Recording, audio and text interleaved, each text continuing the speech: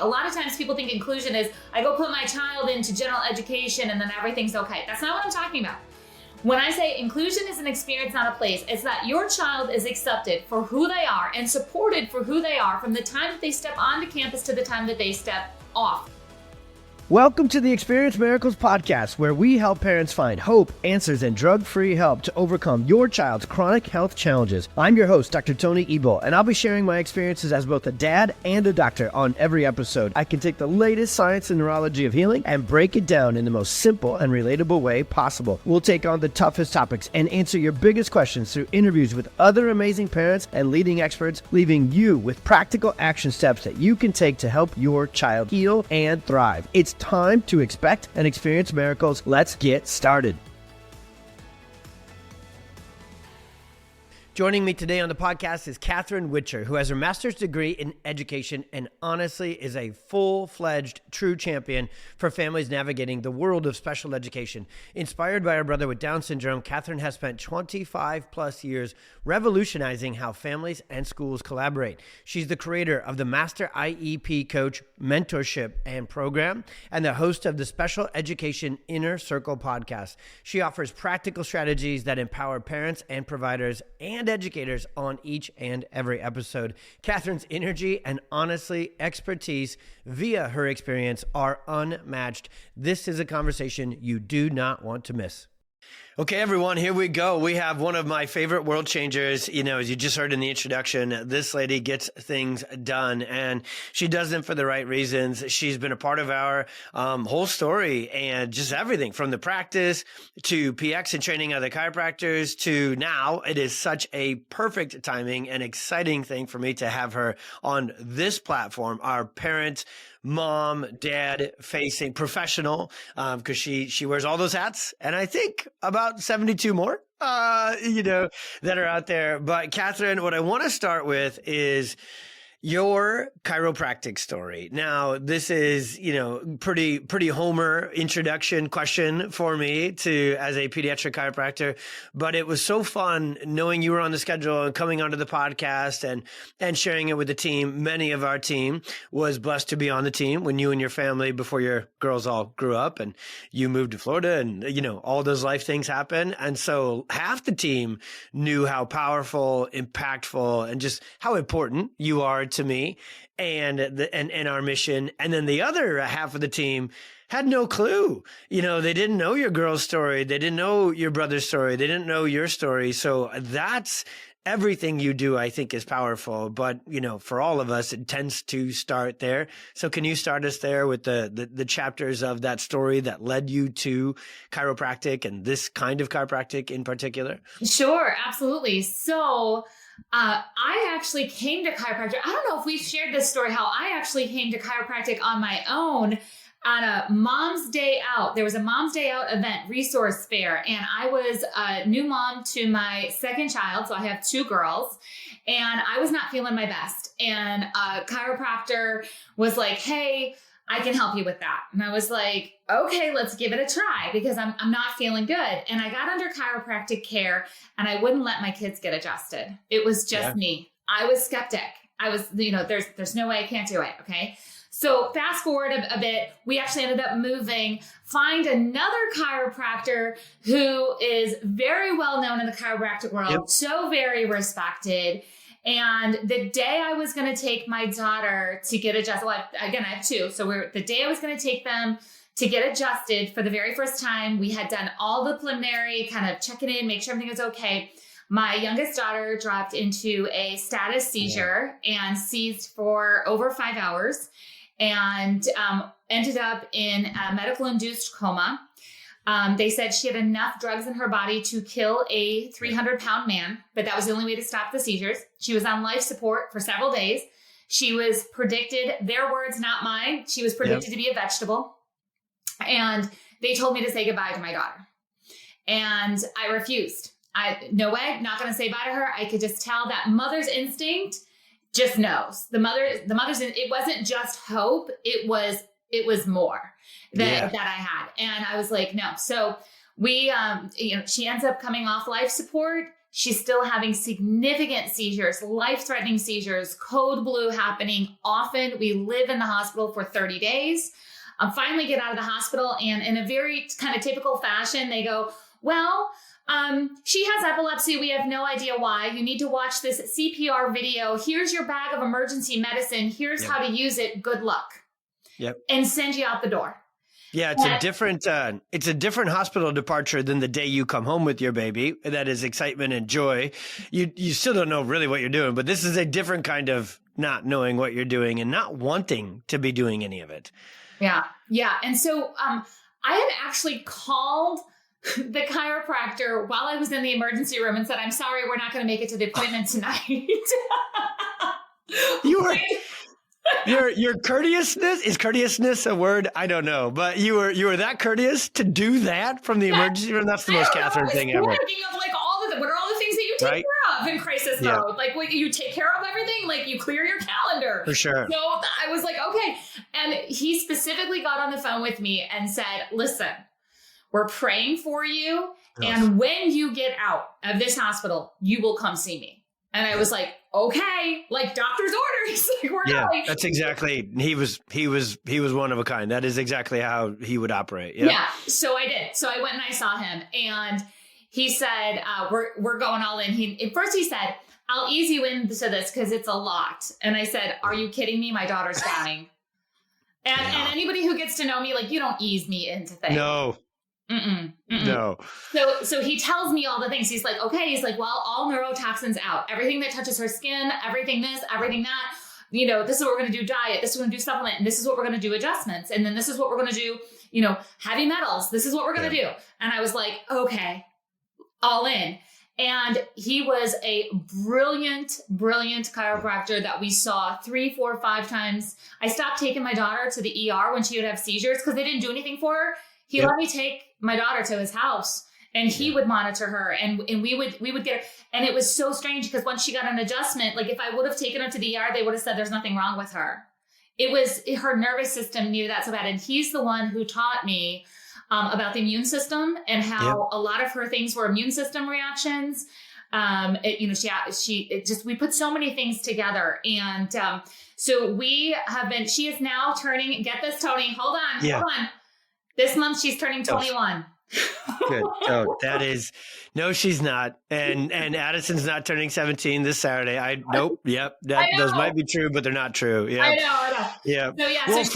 So that clinic, that doctor, and we have so many amazing chiropractors listening. So we all miss him. Just like, my mentor up here in the north suburbs, Dr. Cody, we miss him. I mentioned him a lot on the podcast. So this is Dr. Chuck Majors. Yeah. That is the life changer, literally. And that's just how he did it. It was the one thing that I find, I can't believe he would have ever even pretended to ease into anything. That is, because he's one of us. Well, we miss him. We lost him way too early, but Dr. Chuck was literally a world changer with that organization. So that practice and that doctor, they served not just to bring the nervous system subluxation conversation to you, but was that actually? I want to pull back just a bit. Because you had the appointment scheduled, so you were probably already moving chiropractics, let's call it in the natural health world. Had you done anything else yet for her because she, the seizure was that day, but there were signs of her nervous system, her immune system, of her being unhealthy. Had you gone at all into the natural world? Some bit, little bits, lots of it, or was chiropractic the first foray completely? I would say I was already on the crunchy mom path. Yeah. I was on that path, and I knew that I didn't want to go the typical route of, antibiotics, over-the-counter fever killer. Like, I just knew too much. And I was like, okay, let's do this for immune system. Because at that time, she was 3 years old when this happened. Yeah. So and she had seizures from age 3 to 6. We should probably just tell everybody, not only is she 21, but her last seizure was March 17th, 2009. Because when you're a mom that goes through that, you know the day. For sure. So she has been seizure-free since 2009. We did need medicine to stabilize. Thankful for medicine to stabilize. But she has been off all prescriptions since 2010. So she is a fully functioning, awesome, doing her young adults. Do we call them fully functioning? You probably had to put a little bit of a descriptor on that, right? Let me just tell everybody, so she's typical with typical struggles and typical things and typical whatever. But, it was a journey that was extremely unexpected, so when we talk about hope and miracles and things, with your families that you serve, with your family and your families that you serve, I've been there through that lens on so many levels. In fact, to this day, completely on her own, she does not miss a week of her adjustments. She is in control of her own health, which I think is one of the most impactful things, is to watch your children then follow in taking care of themselves.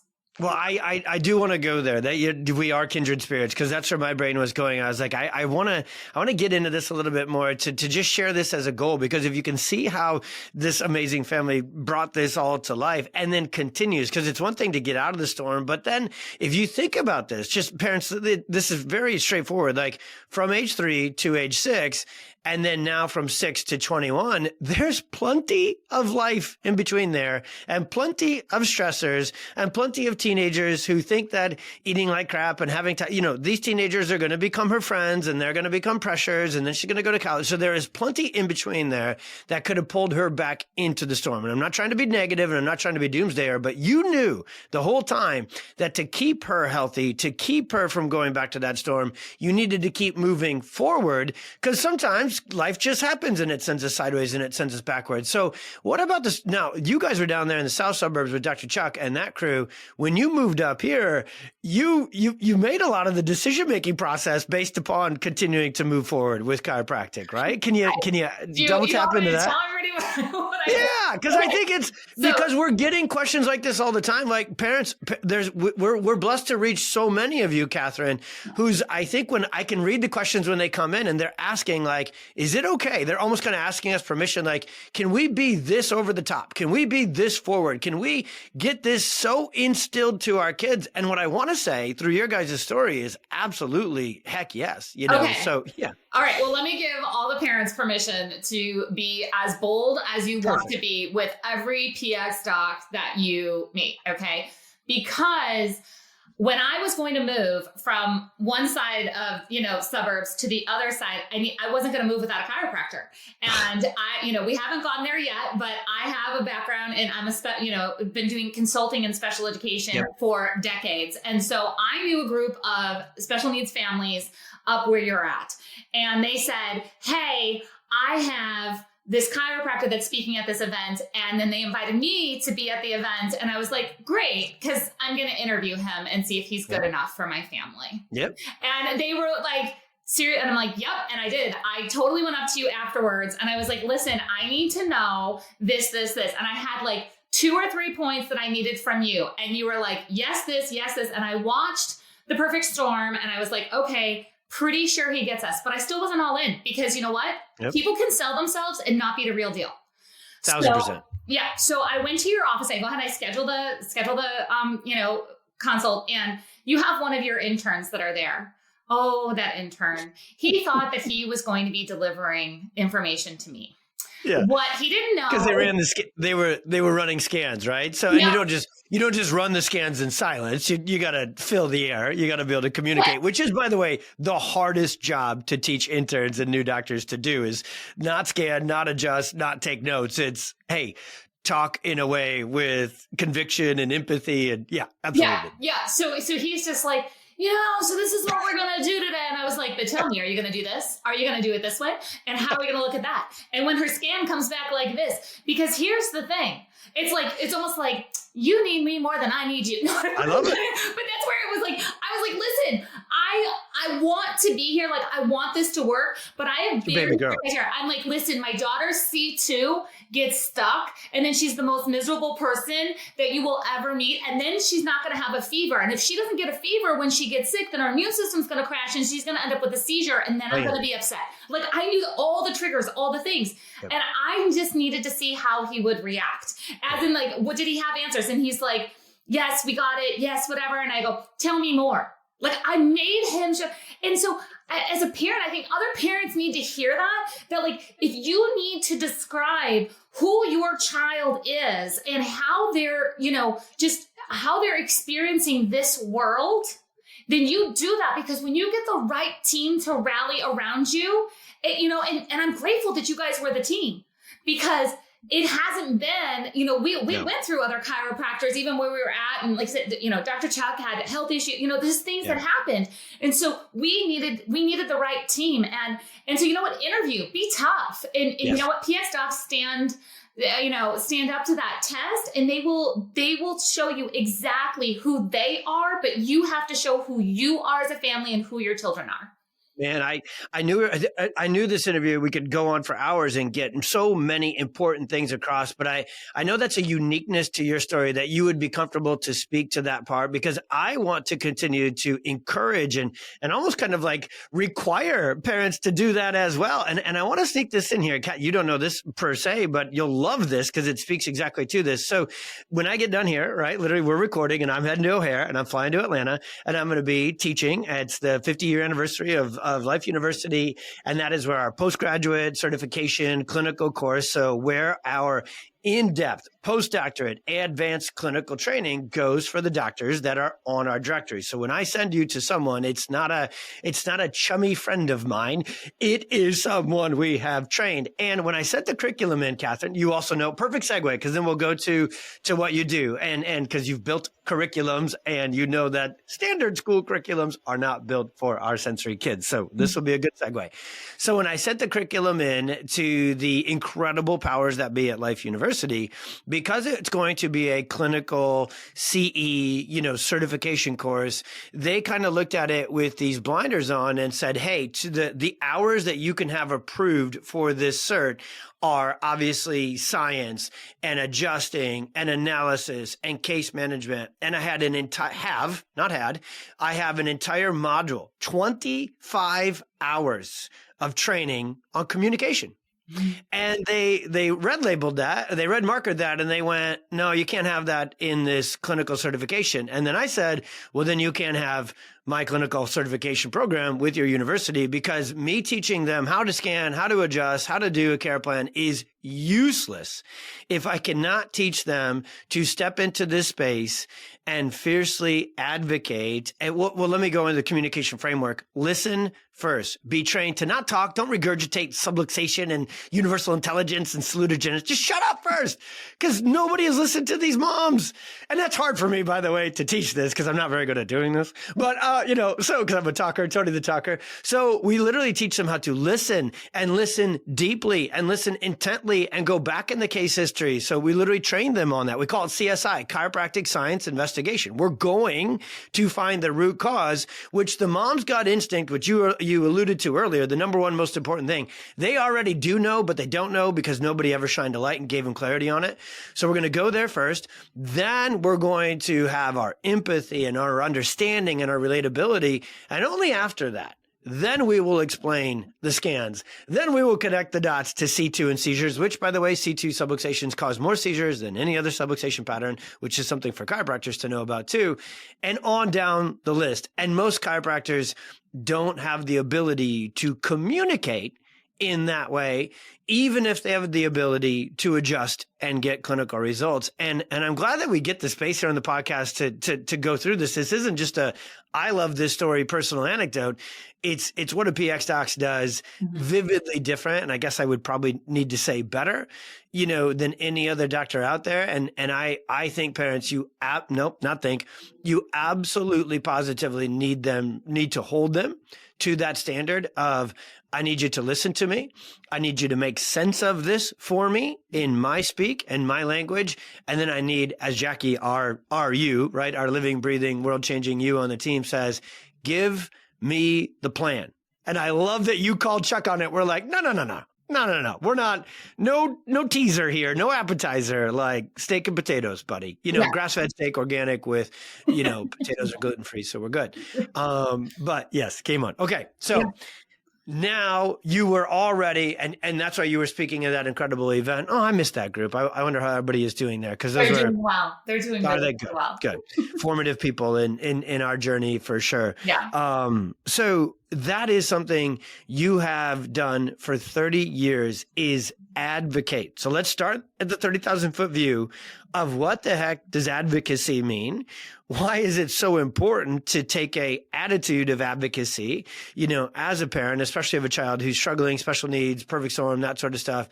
And then we'll move the conversation to where, schools, healthcare, how do you take this advocacy foundational skill, and then where and how do you apply it? So how did it begin for you, and why is advocacy so dang important? Yeah. So when we're talking about advocacy, just so everybody, I'm talking about special education. Advocacy in the schools is where I landed for my career. So I watched my parents navigate the special education system for my brother, who is now 47 with Down syndrome, which means that he is the first generation of fully educated adults with disabilities. So I'm not a history person, but you get this 10 seconds here because it's important to understand for all the parents who are advocating now, it's important for you to understand that the law was not enacted until 1975. My brother's born in 1977, which means that I watched my mom, the first generation of advocates, go through and navigate the school system. Wow. And my 10-year-old brain could not wrap, I couldn't wrap myself around, why is this so hard? It's just my brother. Why can't, and a lot of parents feel that way. Why can't you just teach my kid? Why can't we just make this work? Why? What's the big deal?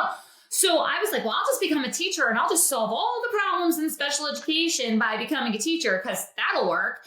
So I went all in because that's what I do. And I get a bachelor's degree, I get a master's degree, I get 5 teaching certificates. I walk into my classroom, it's empty. Okay. I have nothing but a stack of IEPs. So that's our individual education plan. Every child in special education has an IEP. Basically got a pat on my back and said, good luck.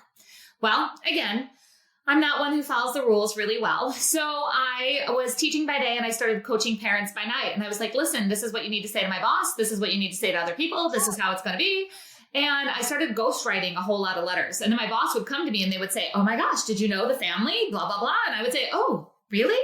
Yes. So you're doing this from, in that world, you're low woman on the totem pole. Oh yeah, going full throttle. Yeah. Okay. Yeah. Fantastic. So I'm literally feeding the information to the families, telling them exactly what they have to tell my boss. They tell my boss. My boss comes to me and says, is this true? And I go, why, yes. All of a sudden, I have curriculum. I have an air conditioner in my room. I have all these things that my students needed for health, things, for education. I have all of this. The air conditioner, when you have students, that's a funny thing there. That made the conversation because that is an essential ingredient. It is. I'm we have kids in here with heart issues and sensory issues and all of these things. And you want us to bake in 110 degrees? That's not going to happen. And take their sympathetic nervous system, which is already going full speed, and just double its overdrive. And mind you, I was 20 when I became a teacher. Wow. I did this when I was 20.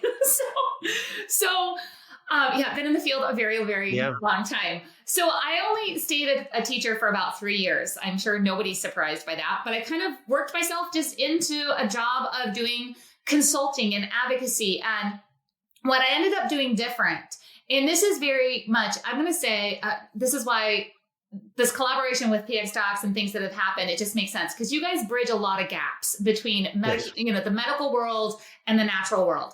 You have respect for both and you find a place for it. And I had that in the education world. And after an IEP meeting and helping a parent through there, I had an administrator chase me out in the parking lot. I was scared. I was like, why are they chasing me? And she says, who do you work for? And I said, myself. And she goes, are you serious? And I'm like, yeah. And she goes, can you come train my staff on how you write IEPs? Because what you just did in that meeting, I've never seen before. And I said, sure, well. So I was able to bridge the gap and I started training teams. So I ended up— Can I ask this? Yeah. I love your story so much. I'm sorry I'm interjecting and pulling on things. I just love the details of it.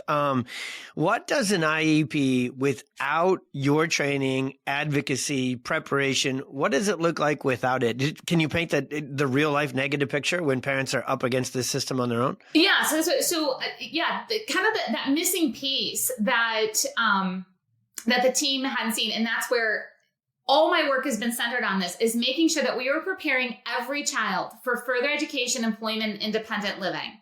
And I didn't make that up. That's actually in the law. That's in the law. It says that your child's IEP needs to prepare them for further education, employment, and independent living. So that's why I say all the parents, either if you're pursuing an IEP or if your child has an IEP, you write that down and you go through the filter.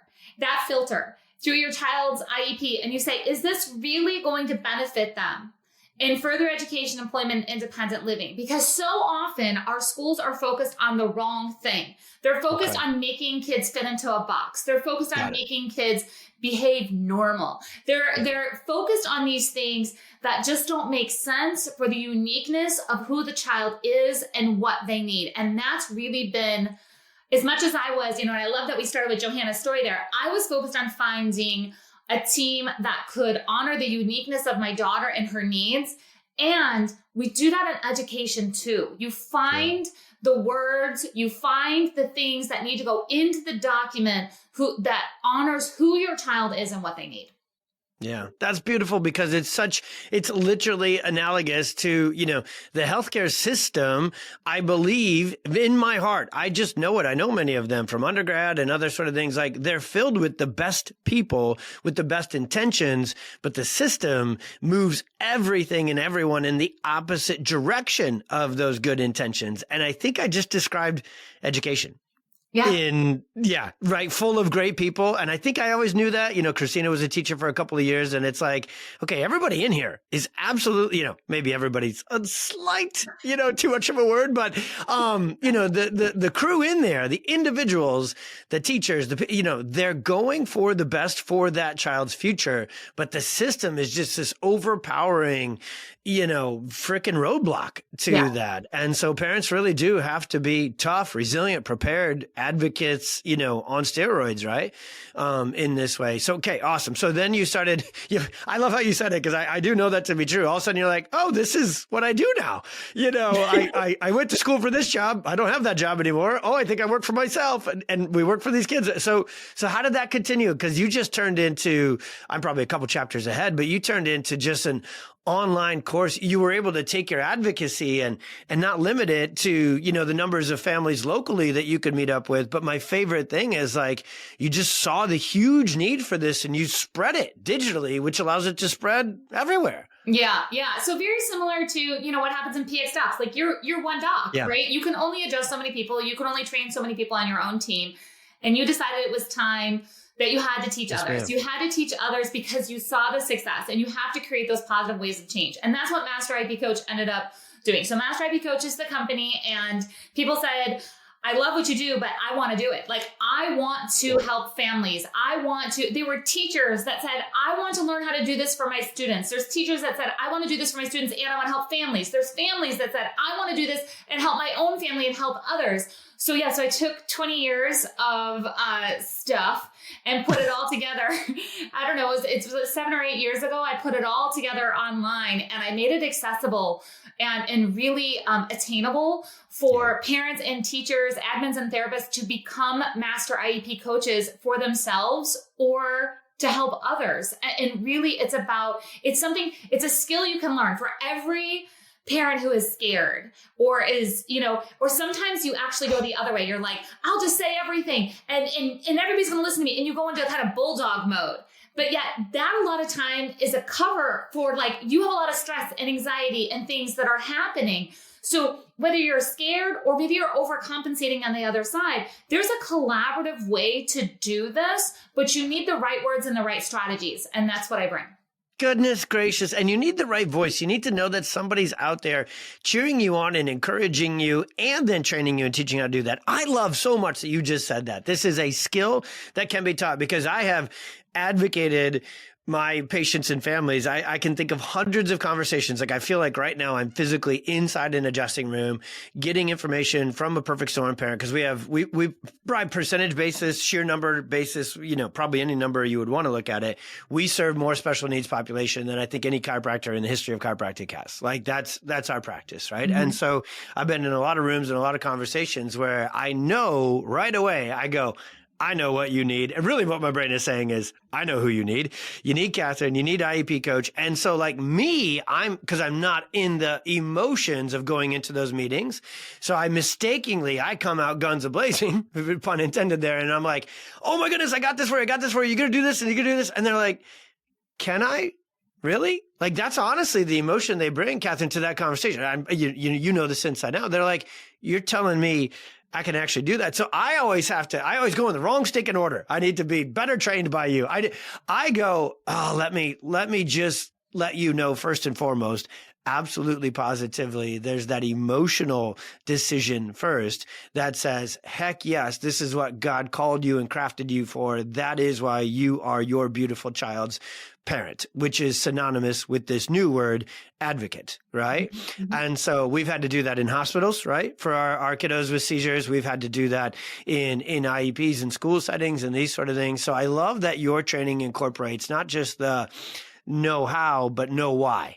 Right. And to do it that way. And I just think you do it with such relatability, real life experience, obviously. And that all translates to effectiveness. So parents, if you feel like, what we're trying to help you with, I guess a specific visit, we're always empowering you to take on. Actually, we're usually empowering you to just take off and go somewhere else. Would be the pediatrician visit, because same thing. Parents are like, can I tell them about this? Can I ask them this? Oh, dear Lord. Yeah, absolutely. Yeah. And please record it because I want to see when they freak out and have no idea how to reply. That's the pediatrician visit. So different than the IEP. But you've got them prepared to do that. So let's play out an ideal Master IEP Coach supported, trained. Let's go. I've met so many of your rock star moms that you've trained, and I see them transform. I don't know any other word than transform. And then as a result of that, I see their kids' lives transform because that kid's no longer sent to school every single day where life is awful for them. And they're sent to school with a forward path that makes life better for them. So this is a transformational conversation. What is the ideal outcome? If we can get this going, paint us a great picture. Paint us some of your, or even tell us a couple of your favorite success stories that really bring it to life. Yeah, I think the overall fear of a lot of parents is that their child's not going to be included. Their child is different. And, whether it's a child who has the same academic abilities as their same age peers, but they have extreme sensory concerns, and so they are struggling to stay in the classroom, or it's a child who, is always going to be learning differently, is not at the same academic level, and needs a different level of support to be in school. The concerns, the fears, the worries are extremely similar in that. And so I always say inclusion is an experience, not a place. And if parents can figure out how to build an inclusive day, and that does not mean a child who has an IEP sitting in the same physical classroom as a child without an IEP. A lot of times people think inclusion is, I go put my child into general education and then everything's okay. That's not what I'm talking about. When I say inclusion is an experience, not a place, it's that your child is accepted for who they are and supported for who they are from the time that they step onto campus to the time that they step off of campus. So that means that we line up the right teachers with the right IEP goals, that we line up the right therapies. And that doesn't mean all the therapies and more therapies and all of those things. Sometimes you have to look at school as a different opportunity of what can the school provide that I can't provide at home, that I can't provide outside, and how am I going to get my child these experiences that we need to have in this, school day. And so I'm looking at a parent who's very scared, and they're coming to me and they're saying things like, my child has no friends, they're behind in reading, and they're always leaving their coat on the bus. And so everything just feels like a hot mess. Like their child's sad, right? They feel behind in the classroom. They don't have these friends. The day feels like a hot mess, executive functioning, right? Out the window, everything's being left everywhere, all of those things. And I say, okay, what are your biggest concerns though? Like, this is what's happening. What are your biggest concerns? I'm afraid that my child's never going to be able to make friends. Okay, let's get your child supported in that. I'm afraid that my child's never going to close the gap in reading, and they're going to be a non-reader, and they're not going to be able to navigate the community because they don't know how to communicate the way that they need to. Okay, in really looking at that parent problem, my child keeps on leaving everything. So what are they going to do when I'm not there to pick up after them? What are they going to do when I'm not there to figure out, what are they going to do when I'm not there? Yeah. And that's, if we really want to talk about the biggest fear, that's what it is. What's going to happen? Yeah.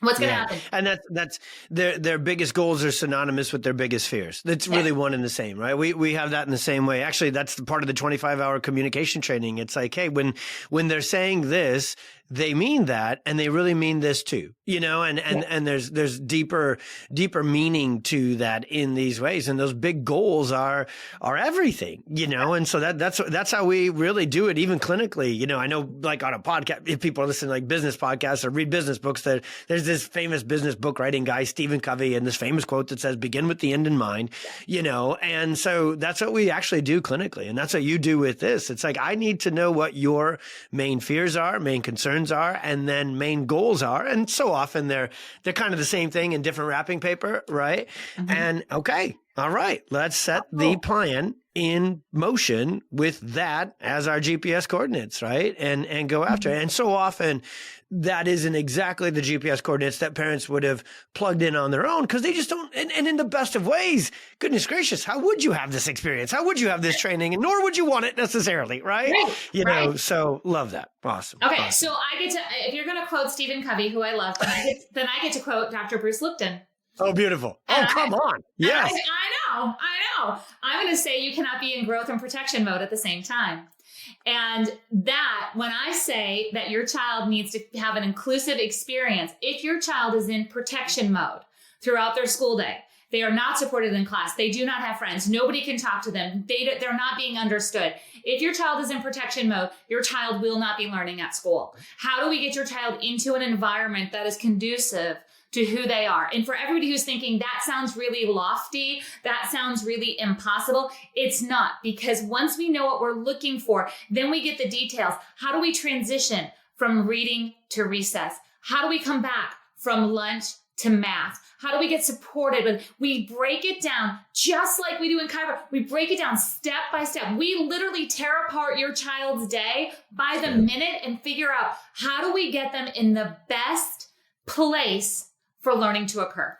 Yeah, you nailed it. And the cheat code, and you can speak to it better than anybody else, because you've taken care of so many families and put these plans and put these paths in place. And I'm sure you can find a pretty clear line of demarcation that when kids have all this and are getting neurologically focused chiropractic care, the transitions, the plan, the goals, they're probably, gone after with greater efficiency, effectiveness, and completeness. And then those because underneath all of this is the neurological storm. It's a child who, if they're in that special needs perfect storm world, we know neurologically that their nervous system is stuck on sympathetic fight or flight. It's one of the root cause, if you will, of all the troubles. And so that then shows up day to day. That shows up class to class. That shows up, kid to kid and peer to peer and social interaction. So when you add in on, I guess I'll call it the front end, and I know for some of you, it may seem like you're learning about neurologically focused chiropractic in reverse. You're like, I've already been battling this system for years, but tomorrow's a brand new day, and this year's a brand new year, and the rest of your child's life is a brand new path forward. And so when you insert neurologically focused chiropractic care to get them out of that neurological storm, it opens up the possibilities of everything from this IEP and elsewhere. It's the same conversation with PT, OT, speech, right? It's like, let's do this together and let us handle the foundation of getting the nervous system out of fight or flight. And so thinking back to so many families that you have served, and I know you're incredible. You're an advocate for us, and you will forwardly, in the best of ways, bring that conversation up to families when like, hey, if we want these goals to be attained, we got to get your kid's nervous system, taken care of, and you'll tell them about PX Docs. But do you see that difference? Do you see that line of demarcation? I do. And what's interesting is I'm going to actually say sometimes the school team gets frustrated because a child is so on one day, they're so focused, they're so great, everything's great. And then the next day, they're like a hot mess. And they're like, I don't know why your child's not consistent. And I have to tell the parents, like, this is part of their healing journey. It is. It is not a linear healing. It is not something that is just, we're constantly, just going to see this progress in many steps, one step in front of the other. We will see some regression sometimes. We will see some off days.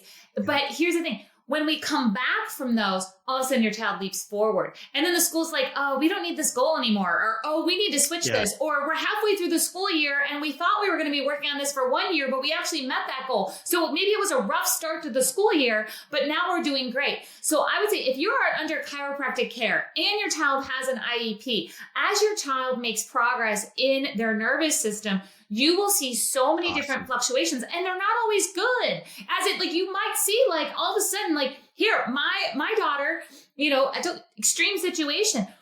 When she has a good adjustment, like she needed it, like she's got it, even as an adult, she's like, I need to go home and take a nap. I can't function right now. She powers down. That is a vagus nerve surge for that kid, like clear as day. Yeah. So she would look like, oh, she's lazy today. No, her body is healing right now, and we're going to respect that. Love that. Amazing. So amazing. Okay. So this is the hardest part of podcast interviewing and doing, period. And you know this because you have an amazing one, which we're going to talk about before we're all done. But it's the beginning and the end. The intro is hard, and then you never want to stop. Then you get rolling and you're right into the thick of stuff that is going to change people's lives. And so by no means do we have to have this be, the only conversation we have with you. And I just think there's so much between PX Docs and what you do that will continue to happen. But let me ask you, let me be completely unfair, go completely off script, and ask you the biggest question ever, in the fourth quarter here. Real talk, special needs, kids, families, adults, not what you find on the internet, not definitely what you find in the standard medical system, not what you would find in the standard educational system. What do special needs families need? What are their greatest needs, Catherine? And how can we start to work together to fill them? They need people. We are in the most disconnected communities that I have ever seen. So I grew up a special needs sibling. We had connection without the internet. We had connection at a whole different level. And all of this information that's coming. So yes, we are at an advantage that now we can do things and figure out what's happening across the country, and we can connect with other families, and we can find people who are like-minded and going through like things. But it also can be information overload. So when we can get around a special needs family and help them simplify and help them understand what is possible, it makes their life so much better. The amount of chaos, overload, disconnection, isolation, confusion, self-blame, things that happen inside the walls of their house that they will never, ever even admit to you as a doc. They won't even admit it to their friends who are going through the same things. They will not admit it. I'll call it out. Listen, you're grieving. I understand. I don't care that your child's 12 years old. You are grieving the diagnosis of something that happened when they were 3. It's okay to grieve. There's so much grief. There's so much need. Now, that's not to say that we're having a pity party. Right. There's going to be some parents that are listening to this go, yeah, but I'm tough.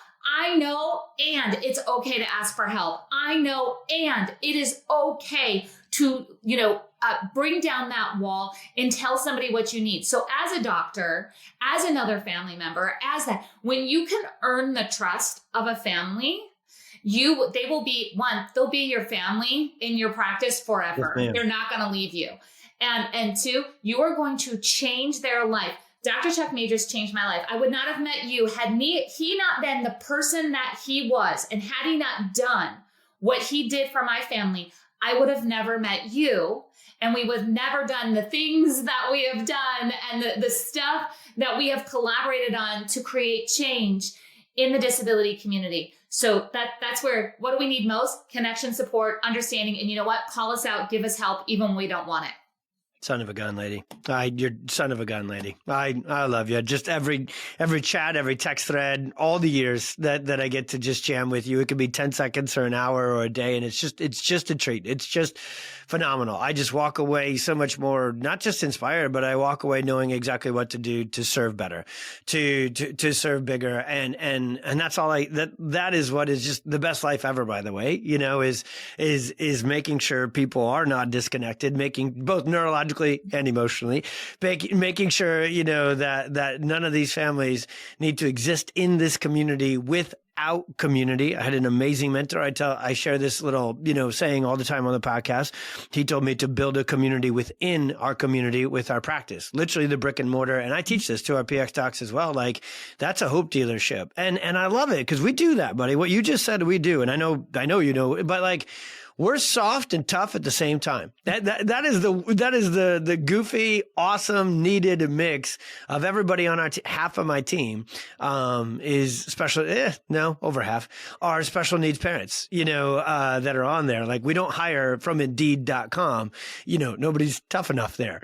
Yeah. And you know, experienced enough there. We hire from within the community so that we can continue to, you know, support and strengthen and build resiliency within the community. And it's such a joyful experience. Now, when I say joyful and fulfilling experience, don't, as Catherine perfectly said here today too, not without struggle, not without real rough days, rough weeks, rough months, rough seasons, rough loss. You know, I'm wearing the shirt of our beloved, you know, Miss Harper Jane, who is flying high up with Caden and the Lord. And, you know, it's wild. You know, I've been to quite a few funerals, you know, kids' funerals, in the work that we do, but even more conviction to do even more of this empowerment and advocacy and community building and adjusting. And so I don't even know which one is my favorite part of the job anymore, buddy. I have no idea. No. I don't know if I love adjusting more or communicating more or building community more. I don't need to know which one I love more. I love it all. Yeah. And, I get to do it all, and I get to do it with just world changers like you. So what is the best place? So for a lot of people, they are going to, you know, be new into the IEP world, or they're newly into the understanding that they can have a very influential, impactful role in the IEP world. So if they're new to learn how to, I still love that you just said it's a skill you can learn. I think that's so important the way you said that. So I want to triple tap on it. Where is the best first place to begin to learn that skill from you? Yeah, just go over to masteriepcoach.com and there's a ton of resources over there for you. Just take all the free stuff that I have. Go look at a podcast, a blog, download a checklist, you know, just get connected. And then I'll show up in your inbox giving you strategies each week on what you can do.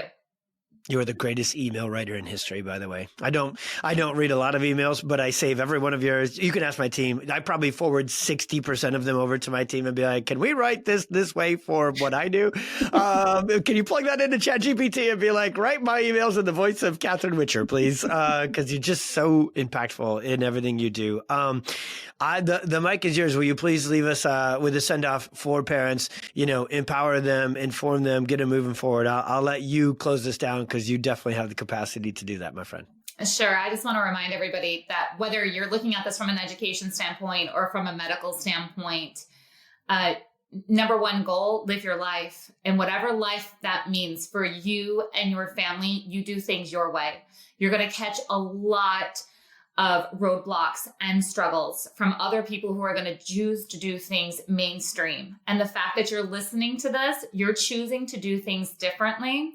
And just rise up to that, rise up to your instincts, rise up to what you want in your life. Maybe it's going to be focusing on bettering your child's education plan. Or you know what? Maybe that's not a priority right now. Maybe it's going to be that you need to get focused on the nervous system and you need to figure out what you need to do just to feel good in life. And don't forget about yourself. So you can go take care of your kids. But if you do not take care of you, you are doing a disservice to your children.